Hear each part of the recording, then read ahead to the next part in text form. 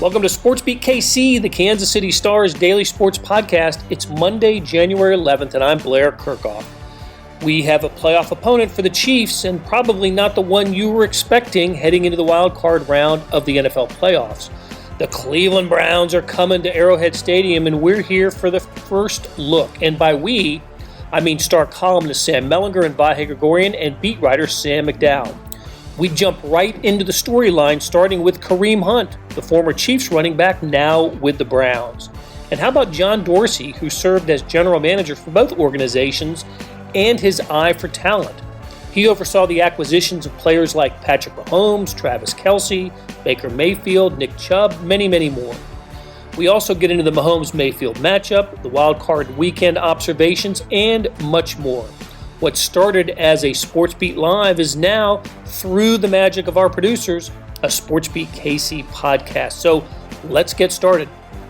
Hey, a happy Monday morning from Kansas City. Welcome to SportsBeat Live, where we talk Chiefs. And thanks for joining us on the rare Monday show.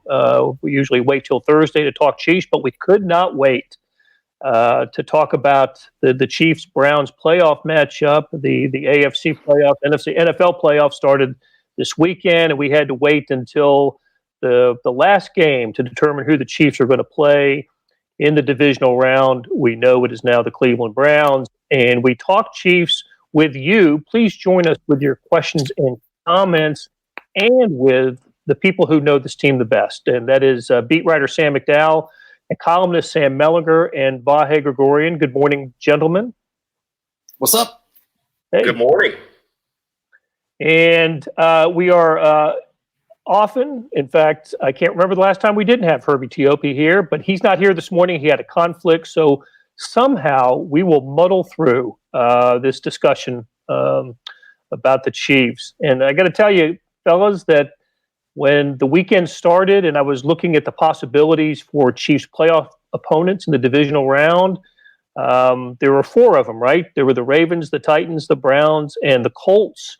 And if I were to assign a percentage chance of the teams that the Chiefs were going to play, I might have had the lowest percentage assigned to the Browns. But here we are, Chiefs and Browns. And of course, like I said, we had to wait until deep into Sunday night to get this thing determined. It could have been over, right? We could have known Saturday afternoon had the Colts found a way to beat the Bills. Didn't happen, and so here we are. The first thing that comes to mind for me are the terrific storylines in this game. Kareem Hunt started his career with the Chiefs. John Dorsey, who's been a general manager for both the Chiefs and the Browns. How about Patrick Mahomes versus Baker Mayfield? All sorts of great storylines that we can talk about and will talk about today and throughout the week. Let's pick one. Let's start with. How about if we just start with Kareem Hunt, and let's remember his great rookie season with the Chiefs and why he's no longer a member of the Chiefs. And Sam Mellinger, I believe, I don't know if you heard this, but I believe there was a comment from Kareem Hunt after the game last night that pointed toward this weekend's game with the Chiefs. Yeah, that video, by the way, is kind of weird. Like, he's by himself. Like, there's no other, like, where are his teammates celebrating with him? You know, it's just sort of like, personal for you, everybody else just scattered. You know, it was just a weird visual. Yeah, like, that's one also that, you know, Browns PR would like to have that one back. I just keep thinking about that. Like, but the Browns version of Brad G or Ted Cruz is just kind of Kareem. Yeah, that one in the holster, buddy. Well, so why is it personal? What was that about? Because I mean, look, like if we were to rank the top 100 delusional ways that an athlete gets himself motivated for a game, like, this would be nowhere near the list. You know, like this is what they do. It's what, you know, people in other walks of life do too. I mean, it's been, is it 3 years? It was 2018. Two seasons, 2.5. Yeah, it was the 18th season. Yeah, it was the 18th season. Like a week, I think week 11. They were about to go to play the Raiders, right? Yeah, they were getting on a plane to go play Oakland. Yeah, so that's a long time for anybody. any human to grow. And I'm not saying like Kareem has or hasn't done that, but it's also a chance for, you revisionist, and I think he's probably gone down that road, but there is no logical way that you could look at the facts and think that the Chiefs screwed over Kareem Hunt in any way. The Chiefs get mad when I say this, but I say it because it's true. They did not kick him off the team. They did not release him because of what was on the video. They released him because he lied about what was on the video and did it repeatedly, emphatically, and to some of the most respected people in the organization. That's why they cut him. Yeah, that video didn't surface until week 11, and that's why action was taken. Even though the incident occurred, as I recall, back in the winter, like January or February. Is that how you recall it, Vahe?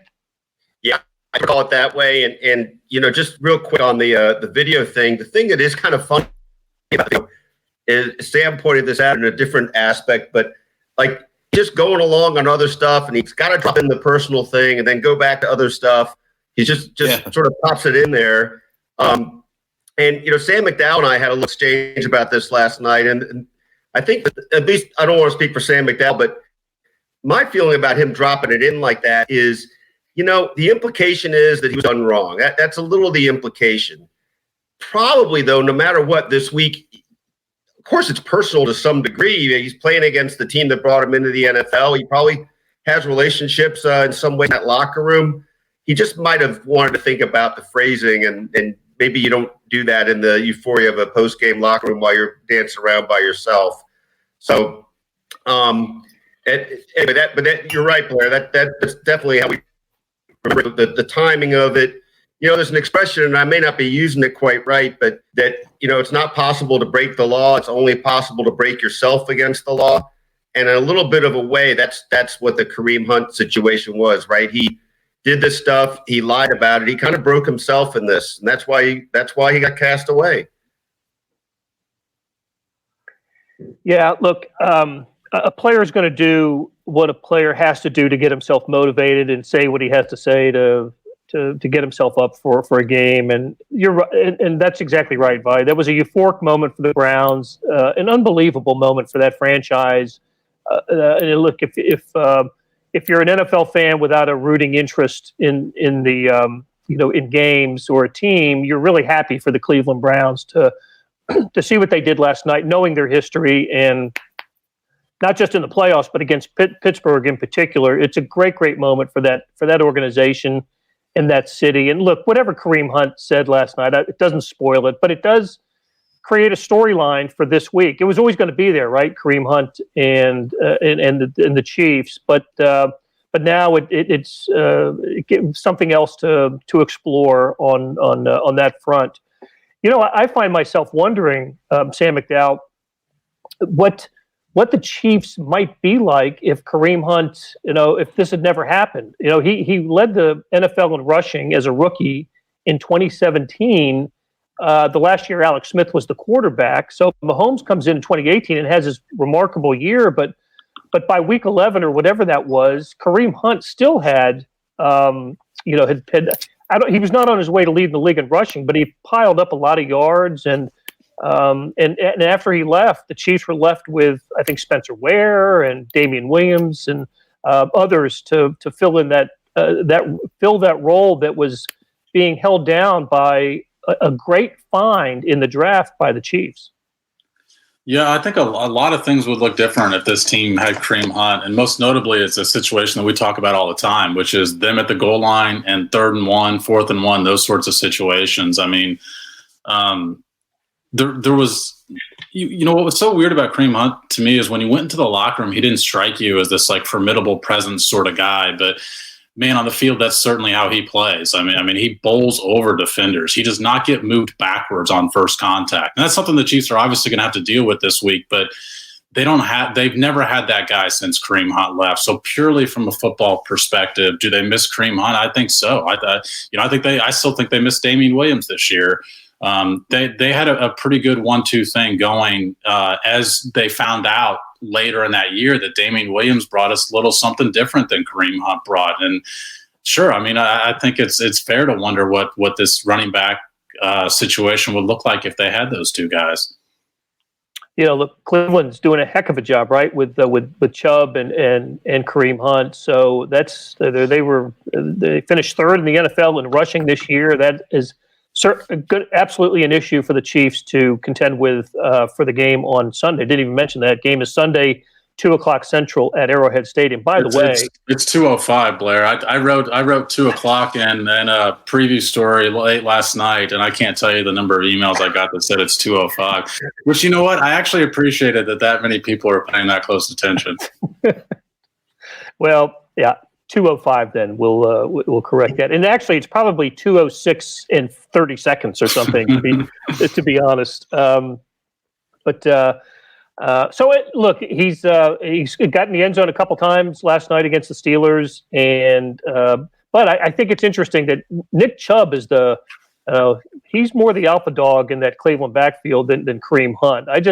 I remember Kareem Hunt as a punishing runner. I mean, he just really looked for contact and enjoyed the contact. And one time, I can't remember who it was against, but led with his cleat when he went up in the air. I can't remember who he kicked, but he was might have gotten a penalty for that. And I'll never forget his first game in a Chiefs uniform. They go to New England to open the 2017 season. He goes nuts, right? Sets the NFL record for I think it was 248 total yards receiving and rushing by a player in his first game.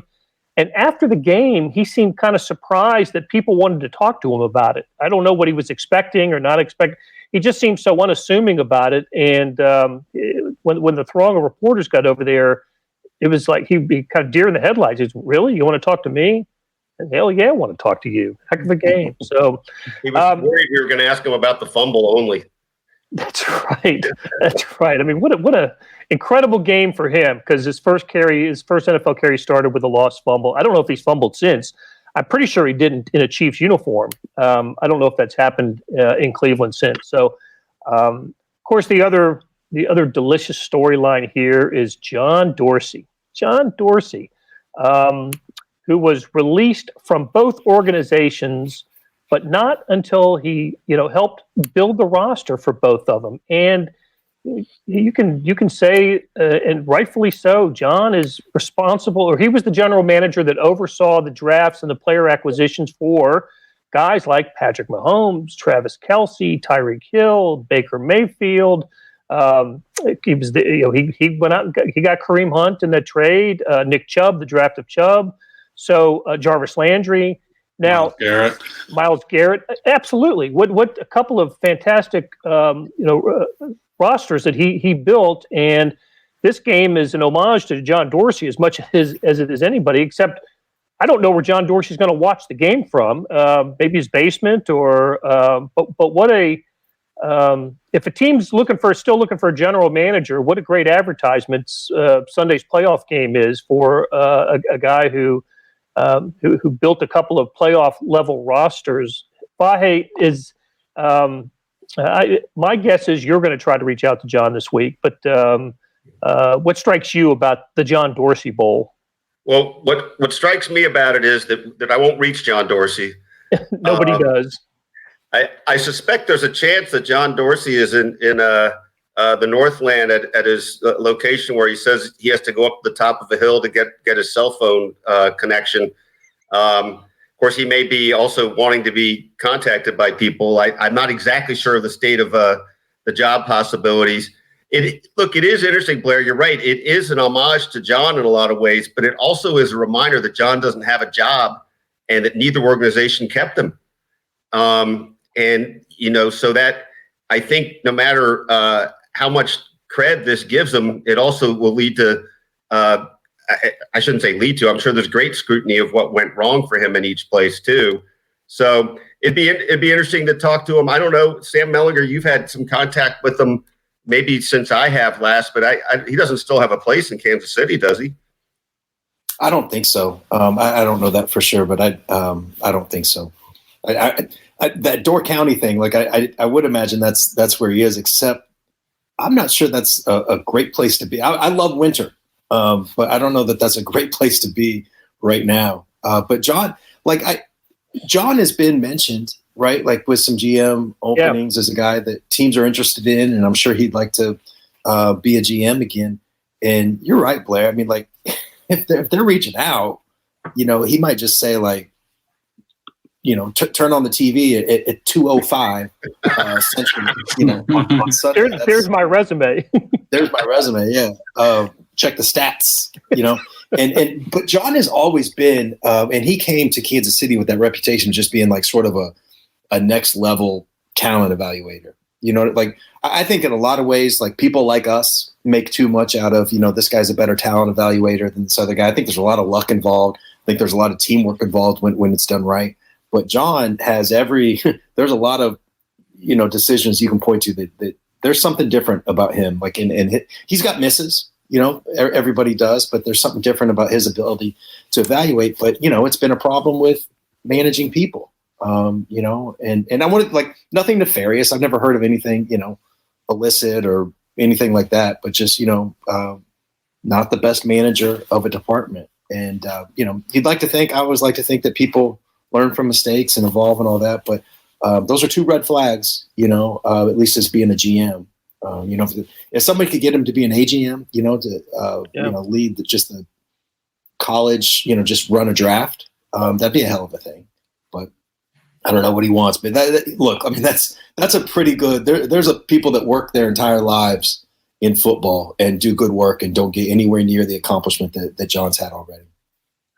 I remember back to the Baker Mayfield draft, and Blair, just your coverage of college sports here probably remembers this even better. But wasn't it? It was Sam Darnold and Josh Rosen that a lot of people thought would be the number one overall pick, and he went with Baker Mayfield instead. And I still think you could argue the jury's out on exactly what kind of player that Baker Mayfield's going to fully develop into. But we've certainly seen Josh Allen take a step this year forward, and I don't think that's out of the question that Baker Mayfield could do something like that down the line. But he definitely made the right decision in selecting him over the two guys I mentioned that were also in that number one class, which was Josh Rosen and Sam Darnold. Yeah, of course, Allen was in that draft, right? He was the seventh overall pick. If I remember this right, Baker went first. Did Darnold go 3? I'm looking at it right now. It's a loaded draft. Saquon Barkley went second. Chubb was in that. And then the Bradley Chubb was in that draft. Yeah.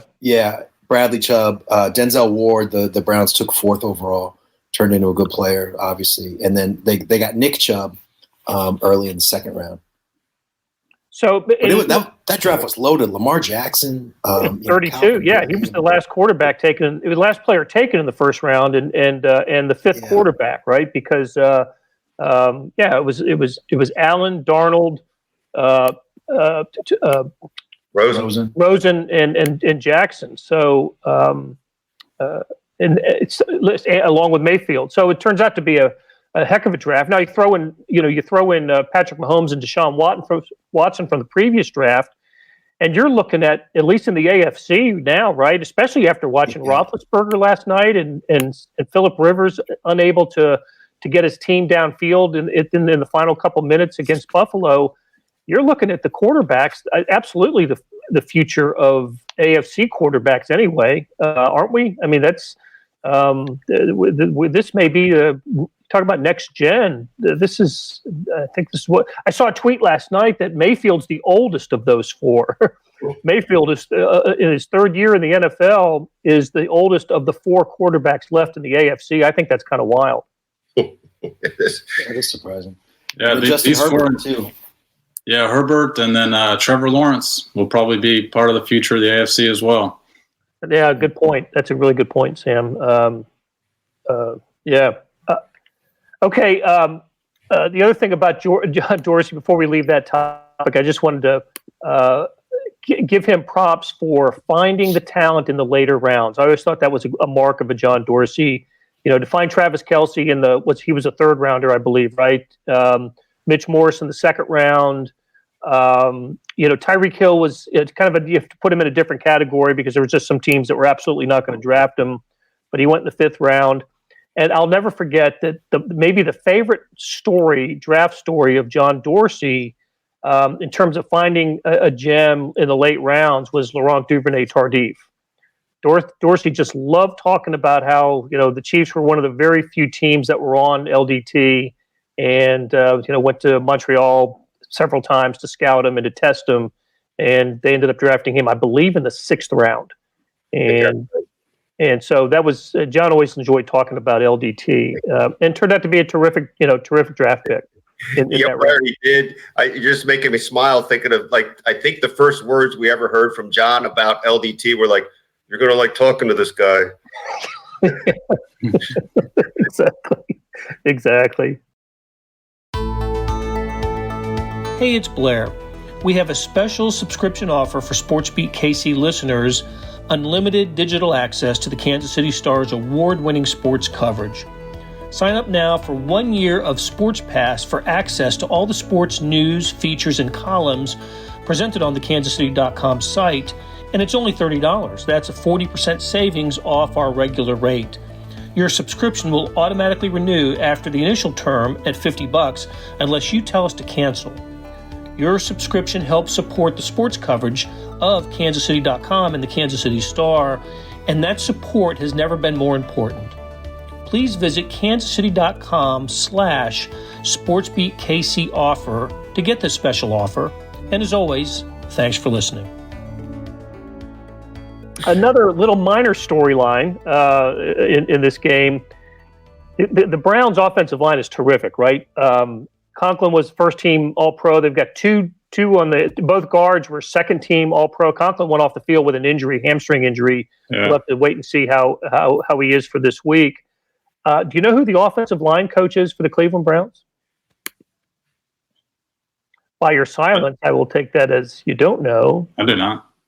It's Bill Callahan, the former Nebraska head coach, who maybe except for that time with the Huskers, and of course he was the head coach of the Raiders for a while. Was in the Super Bowl with the Raiders when they lost to the Tampa Bay Bucks.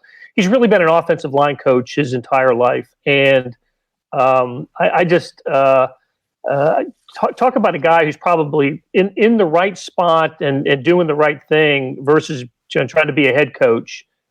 It's Bill Callahan. He is. I hope he doesn't have head coaching aspiration after this, but he has done a great job shaping the offensive line in Cleveland. And look, that's going to be an issue for the Chiefs. Any team that with a strong offensive line, think of the Raiders, can really control the clock and keep Chiefs Patrick Mahomes and the offense off the field. I think that's a big strength of the Browns. And assuming we all watched some of that game last night, and we'll get into this in a bigger way on Thursday, but just sort of a first thought on where the Browns can hurt the Chiefs. Sam McDowell, what do you think?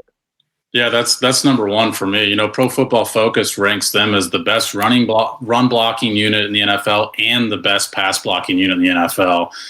And Next Gen stats show that Baker Mayfield gets more time to throw the football than any other quarterback in the league. And so you mentioned it. I mean, when the Chiefs don't get home from the defensive line, they struggle defensively. And we've seen the Chiefs not get home as often this year as they did last year. I think they're 22nd in the NFL this year in hurry percentage, even though they blitz a fair amount.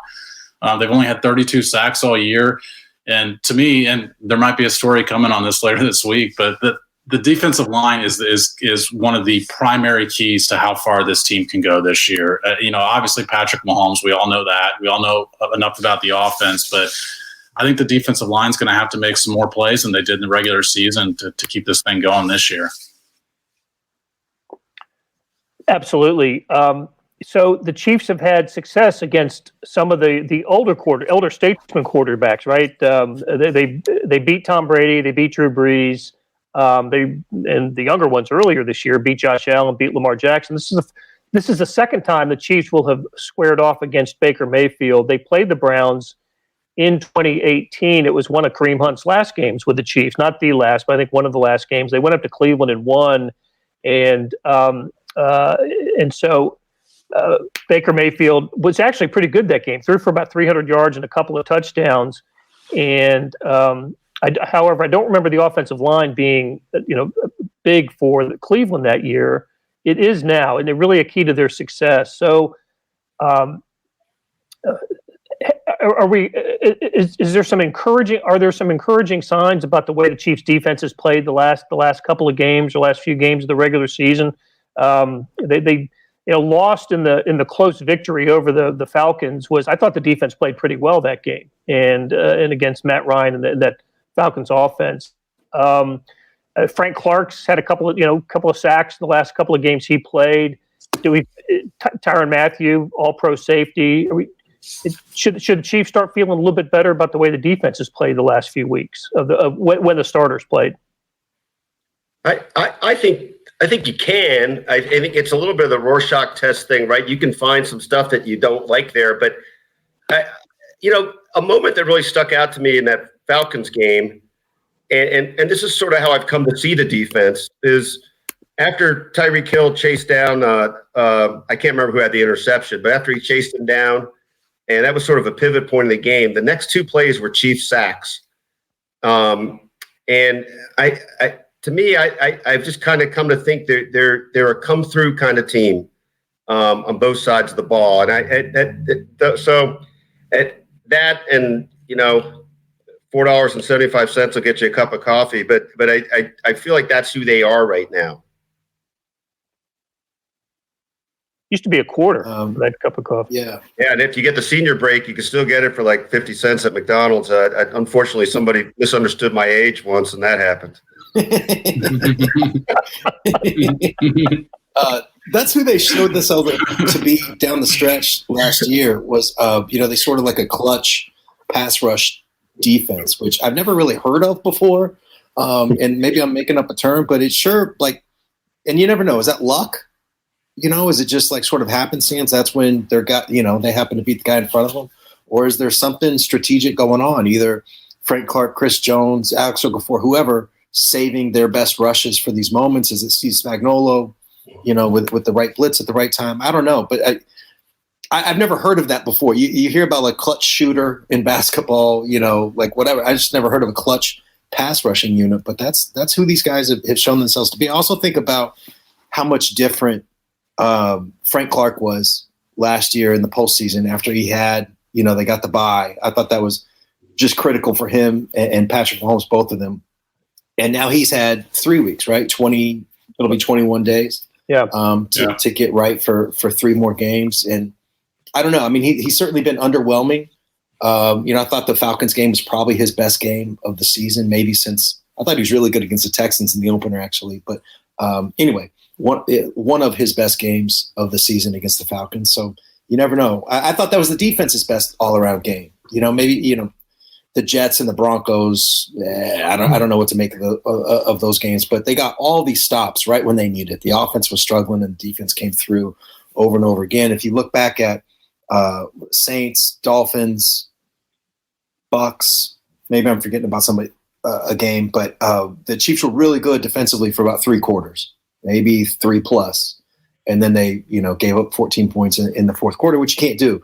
But if you think about really good for 3 quarters, then put it together for 4 at the end, as a former Chiefs coach might say, the arrow is pointing up for that unit. So who knows? But I also think that the Chiefs are going to be able to give up some points and still beat the Browns, because that's as good as Myles Garrett is, that secondary can be had. Hey, just a quick numbers thing. That makes me feel like this game might be a little like that Mahomes-Baker Mayfield game that we're going to hear about again this week. The Browns scored an NFL record 28 points in the first quarter. Just lightning, right? They had some help with the turnovers, but also gave up 501 passing yards to statuesque Ben Roethlisberger. So I think it's going to be. It might be more about. Who just outlasts the other with the video scoring machine that this might be. That's a trend too, Vahe. I mean, this is a team that gives up a lot of passing yards. Of the 8 teams left in the playoffs, they have the worst passing defense. And if the Seahawks and Titans had made it, they'd have the worst of any of them that qualified. And they also give up big plays. So to me, it's a little bit of a dream matchup for Patrick Mahomes. If you're, obviously there's no easy teams in the playoffs, but of the 8 left, I think this is the best matchup for Patrick Mahomes. You mentioned Myles Garrett. they've got a guy on the other side of the defensive line, Oliver Vernon, that had a fantastic year, and he's out. And they don't have a lot of guys now outside of Myles Garrett that can get home. And I just wonder if the Chiefs will be able to help neutralize Garrett a little bit by shading some of his attention his way now. Got a lot of good comments here. Let's get to a few of them. Colin Levac, I hope I'm pronouncing that right, Colin, actually gets to watch this live for once. Thanks. Appreciate you tuning in. Check us out on Thursday as well. We'll be back on Thursday. Brian Johnson says we're preparing for our third Super Bowl trip if we still had Hunt. Interesting comment suggesting that that with Hunt, the Chiefs would have beaten the Patriots in the 2018 AFC Championship game. I think that's fair to suggest. Jesse Bates wants to know if there's any updates on Clyde Edwards-Helaire. We'll know that at noonish today. That's when we meet with Andy Reid. And I think there's Sam McDowell, what are the percentage chances that we'll get information from Andy Reid that'll let us know if Clyde Edwards-Helaire is healthy? I think by Wednesday we will, but I think it's moving in the right direction. There's been progress there to where it's possible that we could see Clyde Edwards-Helaire back for this game this week. Okay. Hey, one little other subject I wanted to cover, and it's about the first round, the wild card round in general. A couple of things. First of all, did anybody watch the Nickelodeon version of Saints Bears? I didn't. I turned over after I saw all the fuss. Excuse me, and it was really fun. It was really fun. I don't know how everybody else felt about it, but my wife Cindy really got into it in a whole different way. So that's something. Appealed to her sense of humor. Well, the slime in the end zone for the after the touchdowns, and then the real slime on Sean Payton in victory, I thought were very nice touches, and it's a smart thing to do for the NFL. To why not? Listen, if that's not your cup of tea, you could have gone to CBS to watch, but Nance and Romo, but I thought it was a good idea by the NFL, and I think the reviews will be positive for that. How about the decisions to punt near or around midfield by Mike Vrabel in the Titans-Ravens game and Mike Tomlin last night against the Browns? Both teams trailing in the fourth quarter, both with fourth and short. I think Tomlin's was 4th and 1 at midfield, and Vrabel might have been 4th and 2 on his side of midfield. And those guys punting,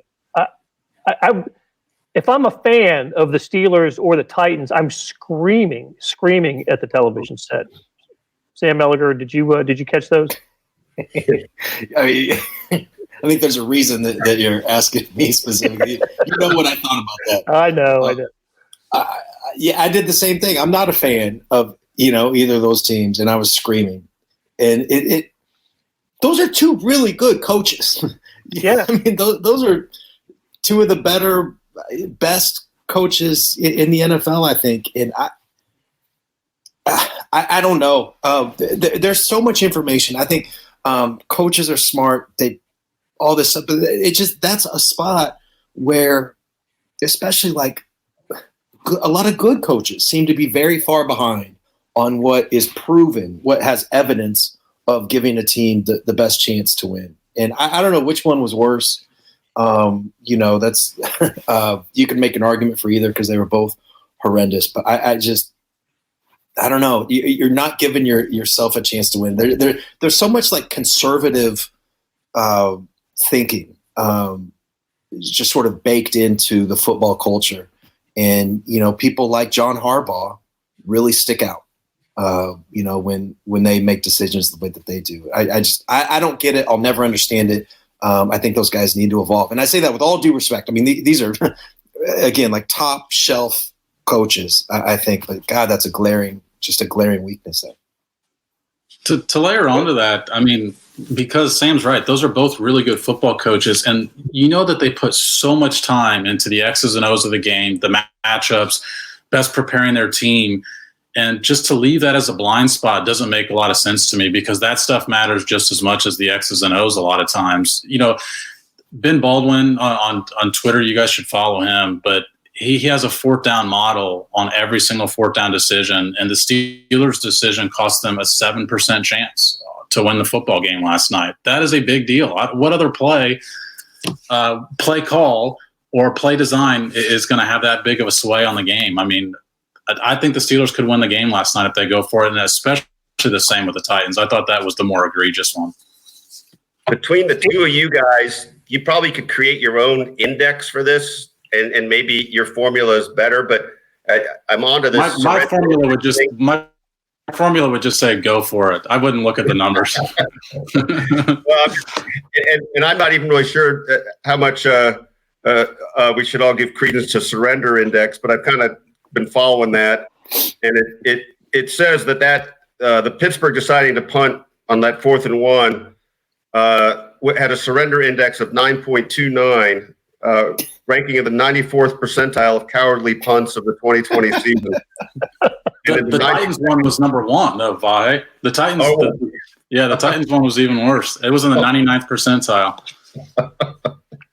Brian LaBerge points out that both Tomlin and Vrabel, defensive coaches, entrusted their defenses in that situation. I go back to week 2. Vahe, you and I are out in L.A., and the Chiefs are struggling against the Chargers, a good Chargers defense. They get the game to overtime, and the Chiefs face a 4th and 1. I believe it was from their 46. And it's an overtime, right? Yeah. Andy Reid goes for it. I believe that's when Darwin Thompson got the call. And picked up a couple yards, maybe even a little more. And that led to Harrison Butker's game-winning 58-yard field goal. Andy Reid, offensive-minded coach. And the Chiefs, I can't think of maybe I'm just missing it, but I can't think of an occasion this year where they punted on 4th down from around midfield, and I just shook my head and say, well, why are they doing that? Am I missing something, or was there an example? I do remember one. I can't remember which game. Are you got it, McDowell? Well, I was just going to say that just to follow up on Blair's thing real quick, that was rated as Andy Reid's best 4th down decision of the season. Oh, wow. I do remember one that I kind of disagreed with, but I didn't feel like agree. I understand where I stand. You know what I mean? So I understand that I'm coming to these, as sort of an extremist in some ways. So we all understand where you stand. So. Well, yeah. But I do remember one, and I can't remember which game it was. Is it the Broncos game? Mellinger, his worst decision, I think, rated of the year was the Broncos game. He kicks the field goal late in the game and probably could have won the game there. Yep. But I will say, Andy Reid, and I wrote about this, several weeks ago now it's been, but I think he was rated like 3rd or 4th in the NFL in 4th down decisions, and he's come a long way because he used to rate negative in that category, below league average. And he got a guy in 2018, and he's moved along with him for the aggression index. Hey, quick flip point too. It sort of am I remembering this right? In overtime, the Chargers did punt. Correct. Yes, that was rated as. It was rated as one of the worst decisions of the season for any team. Yeah. And it was that possession that when the Chiefs took over and marched to around midfield to get Butker in position for the field goal. So one team's in the divisional round, the other team's looking for a head coach right now. So, all right, you guys, great conversation to start the week, and terrific comments from you guys. Thanks a lot. And for Sam McDowell, Vahe Gregorian, Sam Mellinger, and Herbie Teope, and our producer, Beth Welsh, thanks for joining us this morning, and we will talk to you again on Thursday. That'll do it for today. Thanks to our production staff and everyone who helps make SportsBeat KC happen. Derek Donovan, Beth Welsh, Monty Davis, Jeff Rosen, Chris Fickett, and Savannah Smith. A tip of the cap to Sam Mellinger, Vahe Gregorian, and Sam McDowell for Talking Chiefs. Links to their stories can be found in the show notes and on kansascity.com. Hey, we've got another deal for you, especially for those that want a deep dive into the Stars' terrific Chiefs coverage, now the playoff edition. For a limited time, you can subscribe to Sports Pass for 99 cents a month. That's right, 99 pennies a month. After 3 months, it auto-renews at $5.99 a month, unless you cancel. Here's how you get it. You go to kansascity.com/sportspass2020. That's kansascity.com/sportspass2020. Do you want more than just sports coverage? Of course you do. Check out the entire Kansas City Star product, sports news, features, commentary, and analysis, the whole thing. You get all the stories written by my talented colleagues, plus additional news, sports, and business coverage with the e-edition. The details for all of these deals can be found at account.kansascity.com/subscribe. If you're having trouble hunting down any of these offers, you send me an email, bkerkhoff@kcstar.com. I will get you to the right place. So whether it's the Sports Pass or the full subscription, you're getting in supporting the best sports and news coverage in Kansas City and helping us produce programs like SportsBeat KC. Thanks for listening. We'll be back on Tuesday with another episode.